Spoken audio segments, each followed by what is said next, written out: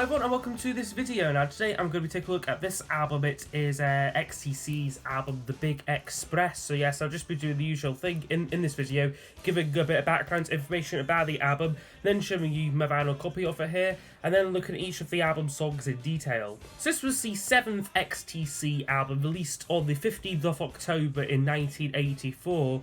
The album represented a change of direction compared to the previous year's Mama, which had a more kind of pastoral and light sort of flavour to it. The producer they chose to work with on this album was called David Lord, who was a classically trained arranger who was chosen after working with the band on a spin-off Christmas single, a song called Thanks for Christmas. Lord encouraged the band to use the latest technology available at the time, including Lindrums and different types of emulators. It was reported to have cost around £75,000 in 80s money to make this album, which is about £250,000 in today's money. So yeah, quite a expensive record to make this one here. The result was a generally more up-tempo album with a very sort of dense musical backing. That was inspired by their hometown of Swindon, which was a small town in Middle England, basically built on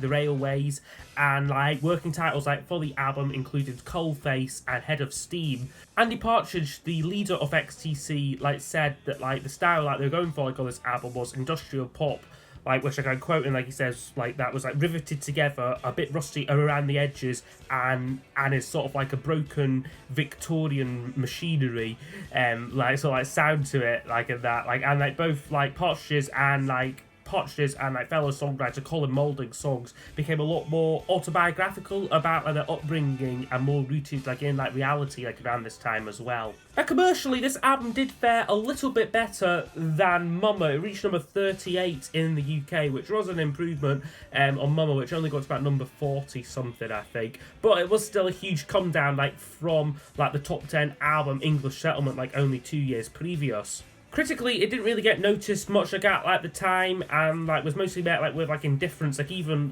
from some of the band members, with Dave Gregory saying that the album lacks energy because of all the overdubs and the overworking that went into it, and Colin Moulding's reflection on the sessions was one of unenjoyment, saying the bands were no longer a proper unit, everything was recorded separately at this point, and it was becoming too analytical about the music. It was beyond the point of just four musicians playing live in a studio. Everything was had to be perfect, which was a way of recording which Colin Moulding didn't really get on with. Other critics though were a lot more favourable towards the album, with The Spectator's Rick Miller calling it the most exciting record I've heard in years, and suggested that by the year 2084 XTC would be as revered as the Beatles. So I wish I'd show you my vinyl copy of it. This is just a basic original copy of it. Must say I do like the cover of it. Well, this isn't the die cut one. You can get one which is basically just a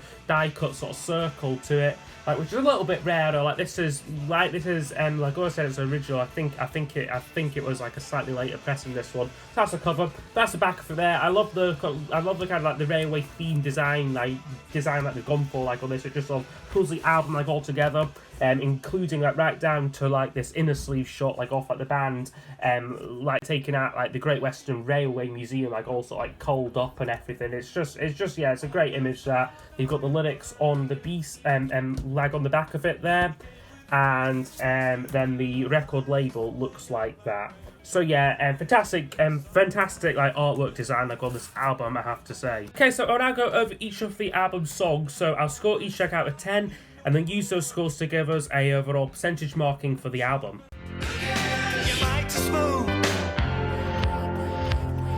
So it kicks off with a Colin Moulding song called Wake Up, which is, an interesting opener, this one. It kind of has a sort of a jerky feeling to it. Lyrically, it's kind of about sort of the day-to-day, monotony, the day-to-day grind, and that, he sort of sings on the chorus, who cares, he might be dead, about how someone can feel so insignificant, in the modern world, while we're going through their daily routine. quite like the ending of it. It's got like a nice sort of like a choral effects like on it, like which like evidence like of like the tight budget like was like recorded like solely by like one person, like and like, so, like multi-tracked. And it is for me like the production like which really stands out like on this track and like really hits you like, across the head like with it, and like very different XTC sound like compared to like the last couple of albums.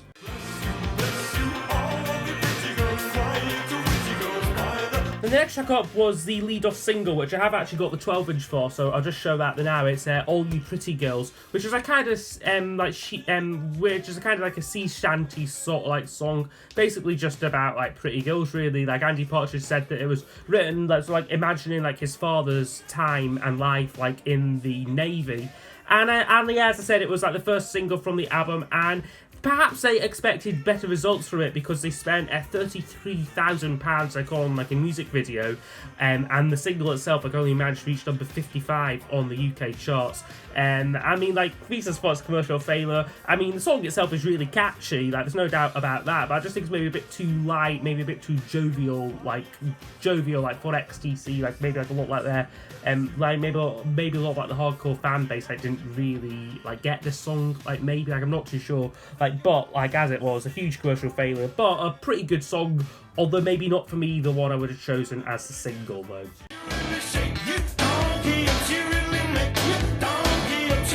Then the third track in on the album is called Shake You Donkey Up, which is probably my least favourite on the album. It's a kind of like sort of country and western hoedown like sort of style to this one, and yeah, I just think it sounds a bit of a mess, to be honest. This is a song where you can definitely like sort of like the overproduction tag does sort of like match up like with this song, like I would say. It's kind of a mess, nonsensical lyrics on it, really fussy rhythm, and I mean, yes, again, the song is really catchy, but I would say in the case of this song it is annoyingly so.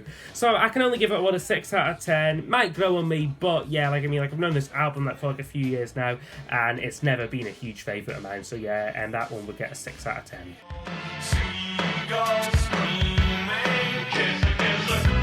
But then this is, for me, where the album really gets into its stride. We get a run of 3 excellent songs, all of which I'm actually going to give we spoil a 10 out of 10 to.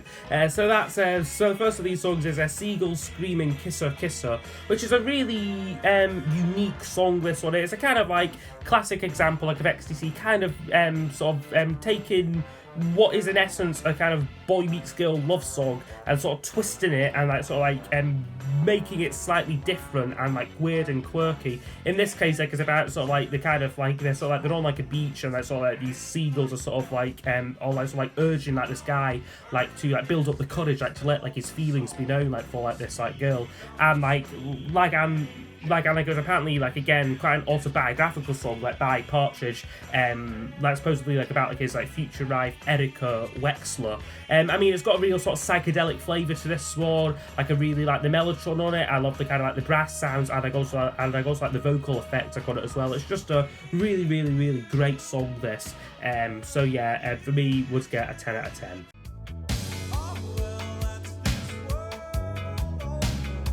And then the first side closes with This World Over, which was another one of the singles from the album, and again, I think this one failed to chart, and I guess you can tell this one, it is a kind of like a, more of like a sort of like a epic ballad, this one, like I would say. It's kind of about, it's one of the few times like XTC would get quite political, it's basically like about like the use of like nuclear weapons, this one, and like the impacts that they'll have on like future generations. There's some really powerful lines in it, like such as like, will you smile like any father with your children on a Sunday hike when you get to a sea of rubble and they ask what was London like, and like yeah, like I mean, I just love the way the track builds up both musically and also with Andy Partridge's very passionate vocal like on like the track.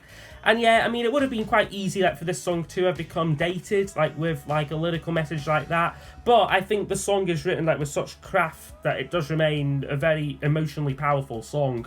And like as like a wee aside here, like I believe like in like a 1984 issue of the Smash Hits magazine, like none other than Morrissey actually reviewed this song and like actually like rather liked it, said that like it was glad that XTC like were making like better songs now, like so like returning like sort of like great songcraft.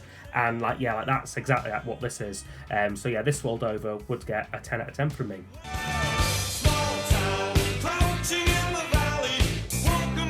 Okay, and then we flip over the record to start off side 2 with the everyday story of Smalltown, which is again another really great song. It's really greatly like arranged, this one, using a lot of like slightly oddball instruments. I believe it begins with a kind of like a kazoo or something. I mean, it's just crazy, but it really works. Lyrically, it's kind of like Andy Partridge's love letter, like in like some ways like to Swindon. Like it's like so like very much like a celebration like of like the town, and like so like all like any sort of like mundane like sort of like small town really. It's very sort of similar like vein to say something like the Beatles' Penny Lane, or like a lot of like the stuff like Ray Davies like was writing about like in like the 60s. I mean, it's very much sort of like the centerpiece like of the album like for me, and like yeah, like all great XTC songs, features a glorious key change like halfway through. It just again gives it this really glorious like celebratory feeling to it. So yeah, Smalltown for me would get a 10 out of 10. Another fantastic song.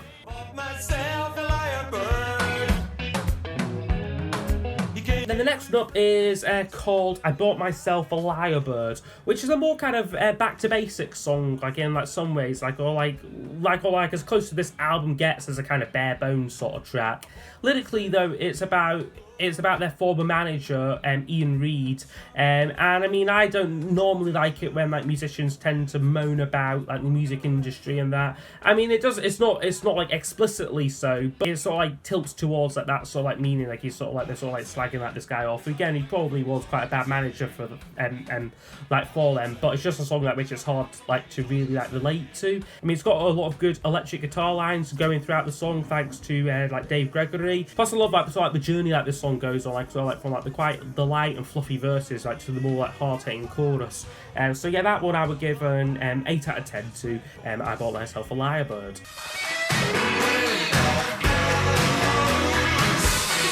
Next up is called Rain of Blows, which is for me another one of the tracks which I'm maybe slightly like on the fence with. Is a song like which some days I do really like, other days I'm kind of tempted to skip over it, but I would kind of split the difference and like give it a 7 out of 10.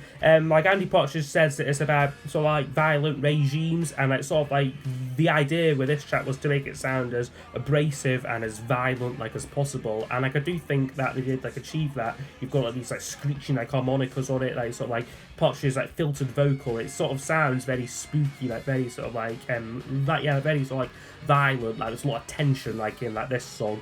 And yeah, like there's apparently like some disagreement like as to whether include the song like on the album. And I mean, it doesn't really fit in with like the concept like of like sort of like a railway themed album like or like about Swindon and like sort of like daily routine and stuff. It doesn't really fit, but musically it does. Like it's got the same kind of production like as like the rest like off like the tracks, and certainly like the second side like is that sequenced really well. So yeah, I do think that that helps like the album. Like, but like if like this song like just taken like on its own, like isn't one of like XTC's finest moments.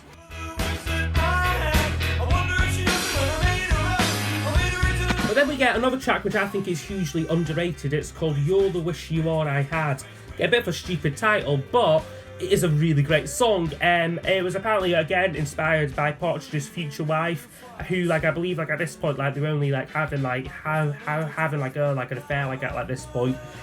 But yeah, I mean it's got a crazy musical backing like on it, like with like a very like unconventional drum pattern, great guitar solo again from Dave Gregory, full of like twists and turns. Yeah, I think despite all these sort of like weird XTC quirks, I think would have worked really well like as a single, because like kind of like that chorus especially is kind of pure like McCartney-esque pop. And like yeah, like I think like is a really catchy song. Like again, it has like good lyrics on it, like and yeah, it is just an all-round really fantastic track. So I would give that one another 10 out of 10.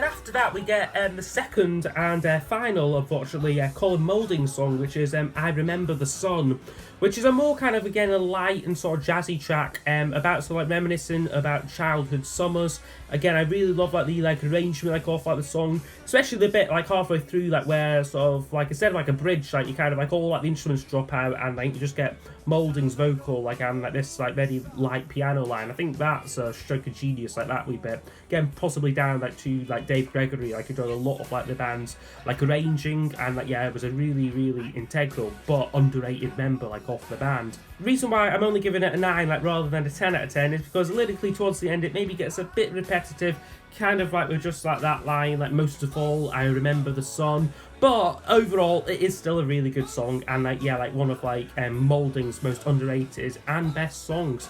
So yeah, that one would get a 9 out of 10.